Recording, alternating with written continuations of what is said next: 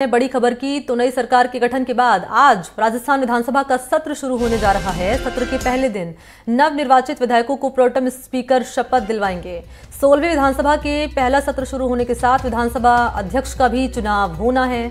अध्यक्ष का चुनाव कल होगा। बीजेपी ने वासुदेव देवनानी को अपना प्रत्याशी बनाया है। संख्या बल के लिहाज से बीजेपी के पास बहुमत है। ऐसे में वासुदेव देवनानी का विधानसभा अध्यक्ष बनना तय माना जा रहा है। बीजेपी के पास हैं 115 विधायक। अब तक आपसी सहमति से विधानसभा अध्यक्ष चुना जाता रहा है। माना जाता रहा है कि इस बार वो परंपरा कायम रहेगी। 16वीं विधानसभा का पहला सत्र बुलाने से पहले राज्यपाल कलराज मिश्र ने सोमवार को कालीचरण सराफ को प्रोटेम स्पीकर के तौर पर शपथ दिलवाई थी।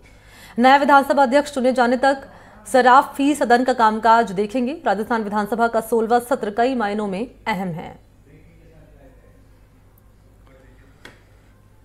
तो आज से राजस्थान की 16वीं विधानसभा का पहला सत्र शुरू होने जा रहा है, जहां नव निर्वाचित विधायकों का शपथ ग्रहण आज होना है। 70 से अधिक विधायक पहली बार जाएंगे विधानसभा। कल विधानसभा अध्यक्ष का चुनाव होगा।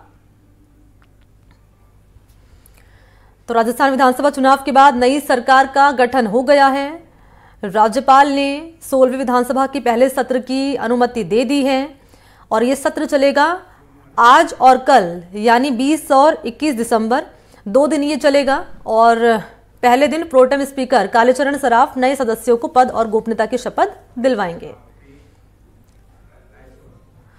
और इसी खबर पर ज्यादा जानकारी लिए सोमू आनंद का रुख करना चाहेंगे। सोमू, क्या है पूरी जानकारी? आज नई सरकार का गठन तो हो चुका है चुनाव के बाद और 2 दिन ही सत्र चलेगा, 20 और 21। क्या है पूरी डिटेल्स? जी देखिए, आज और कल ये सदन का सत्र चलेगा। आज सबसे पहले जो सदस्य जीत कर आए हैं, विधायक जो जीत कर आए हैं, उनके शपथ की प्रक्रिया होगी और उसके बाद कल अध्यक्ष का निर्वाचन होगा। अगर आज कुछ सदस्य छूट जाते हैं जो शपथ नहीं ले पाएंगे तो उन्हें कल शपथ दिलाई जाएगी। तो 2 दिनों के लिए सत्र आहूत किया गया है और इसमें कालीचरण सराफ, जिन्हें प्रोटेम स्पीकर नियुक्त किया गया है, वे सदस्यों को शपथ दिलाएंगे, विधायकों को शपथ दिलाएंगे। और उनके साथ सहयोग के लिए 3 और सदस्य हैं प्रोटेम स्पीकर के सहयोग के लिए। किरोड़ी लाल मीणा है, प्रताप सिंह सिंघवी है और दयाराम परमार है। ये चारों और मुख्य रूप से क्योंकि इसमें कालीचरण सराफ को प्रोटेम स्पीकर नियुक्त किया गया है तो वे इन तीनों के सहयोग से सदस्यों को शपथ दिलाएंगे। और उसके बाद कल क्योंकि विधानसभा अध्यक्ष के निर्वाचन की प्रक्रिया कल पूरी होगी, एक तरह से यह तय माना जा रहा है कि वासुदेव देवनानी, जिन्हें भारतीय जनता पार्टी ने अपना उम्मीदवार बनाया है विधानसभा अध्यक्ष के लिए, उनका चुना जाना लगभग तय माना जा रहा है। इसलिए कि भारतीय जनता पार्टी के पास बहुमत से कहीं ज्यादा का आंकड़ा है और इसलिए उसमें कोई पशुपेश नहीं है कि विधानसभा अध्यक्ष के निर्वाचन की प्रक्रिया होगी। और ऐसी भी सूचना नहीं है कि किसी दूसरे दल ने, मसलन कांग्रेस ने, कोई रुचि दिखाई हो विधानसभा अध्यक्ष के चुनाव में, क्योंकि वो जानते हैं कि उनके पास वो नंबर है नहीं। तो उनका निर्विरोध निर्वाचन होना वासुदेव देवनानी का तय माना जा रहा है। जी मणि, क्योंकि इस बार हम देख रहे हैं सोमू आनंद की परिपाटी बदल रही है। मंत्रिमंडल का गठन हुआ नहीं है लेकिन सत्र बुला लिया गया है।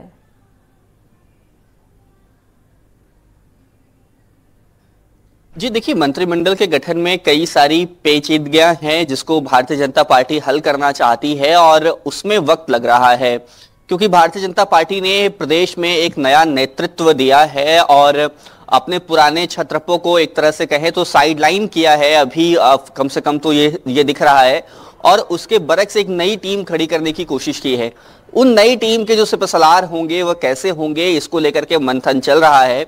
जाहिर है कि जब मंथन एक बार पूरा होता है उसके बाद ही भारतीय जनता पार्टी मंत्रियों के नाम स्पष्ट कर पाएगी। फिलहाल तो यही लग रहा है कि मंत्रिमंडल के गठन में थोड़ा सा वक्त और लग सकता है और उससे पहले ये प्रक्रिया जो है वो पूरी की जा रही है। और अब बात कर ले विधानसभा अध्यक्ष की, जिसकी अभी आप जिक्र कर रहे थे, क्योंकि बीजेपी ने अपनी ओर से यहां उतारा है वासुदेव देवनानी को। तो क्या लगता है कांग्रेस यहां पर, क्योंकि इससे पहले हमने देखा है कि आपसी सहयोग के बाद जो है विधानसभा अध्यक्ष चुना जाता है, क्या वही तस्वीर इस बार भी नजर आएगी सोमू आनंद? जी, कमोबेश यही तस्वीर नजर आने वाली है, क्योंकि कांग्रेस के पास वह संख्या ही नहीं है कि वह फाइट भी कर सके। अगर ये संख्या दोनों दलों की 90-95 के आसपास दोनों दल होते और सहयोगी दलों की भूमिका होती तो निश्चित रूप से ऐसा होता कि दोनों दल अपने अपने ओर से प्रत्याशी उतारते और फिर ये कोशिश करते कि जो सहयोगी दल हैं, जो बाकी दल हैं, वे उन्हें वोट करें। लेकिन ऐसा हो नहीं रहा है। भारतीय जनता पार्टी के पास 115 का आंकड़ा है, जो बहुमत से कहीं ज्यादा है। तो इसमें अगर निर्वाचन की प्रक्रिया भी होती है तो भारतीय जनता पार्टी का उम्मीदवार ही जीतेगा, इसलिए कांग्रेस इसमें बहुत दिलचस्पी लेती हुई नहीं दिख रही है। क्योंकि इससे पहले के विधानसभा चुनावों को अगर बात कर ली जाए, करीब करीब 4 विधानसभा चुनावों के पिछले की बात कर ली जाए, तो हमने देखा है कि मंत्रिमंडल का गठन होता आया है, उसके बाद सत्र बुलाया गया है। तो क्या लगता है कि क्योंकि अब दिसंबर में ही सत्र बुला लिया गया है, तो इसी महीने मंत्रिमंडल गठन की कवायद शुरू हो जाएगी? निश्चित रूप से मंत्रिमंडल के गठन की कवायद चल रही है। मुख्यमंत्री दोनों उप मुख्यमंत्रियों के साथ जब दिल्ली दौरे पे गए थे तो वहां भी ऐसे कयास लगाए जा रहे हैं, ऐसी उम्मीद है लोगों को कि दिल्ली में भी जो केंद्रीय नेतृत्व है भारतीय जनता पार्टी का, जो बड़े नेता हैं, उनसे इन्हीं बातों पर डिस्कशन हुआ, उनसे इसी बातों पर चर्चा हुआ कि मंत्रिमंडल में वो कौन से चेहरे होंगे जिन्हें शामिल किया जाएगा। तो जाहिर है भारतीय जनता पार्टी भी ये चाहती है कि जल्द से जल्द मंत्रिमंडल का गठन हो, विभागों का बंटवारा हो, ताकि प्रदेश का कामकाज जो है वो सुचारू ढंग से चल पाए। अभी सिर्फ 3 लोग अभी नियुक्त हैं सरकार में, और वो 3 उनमें भी विभागों का बंटवारा नहीं है। तो इसलिए विभागों का बंटवारा काफी जरूरी है, ताकि अलग अलग जो विभाग के काम हैं वो सही से सुचारू ढंग से चल पाए। तो निश्चित रूप से बहुत जल्द ही मंत्रिमंडल का गठन होगा, विभागों का बंटवारा होगा। यह भी सूचना है कि ये अगले 1 से 2 दिन में भी हो सकता है। तो देखना है कि कितना वक्त लगता है इसमें, या 1 से 2 दिन में जो जैसा कहा जा रहा है, तो क्या 1 से 2 दिनों के अंदर ही मंत्रिमंडल का गठन हो जाएगा, या देखने वाली बात होगी।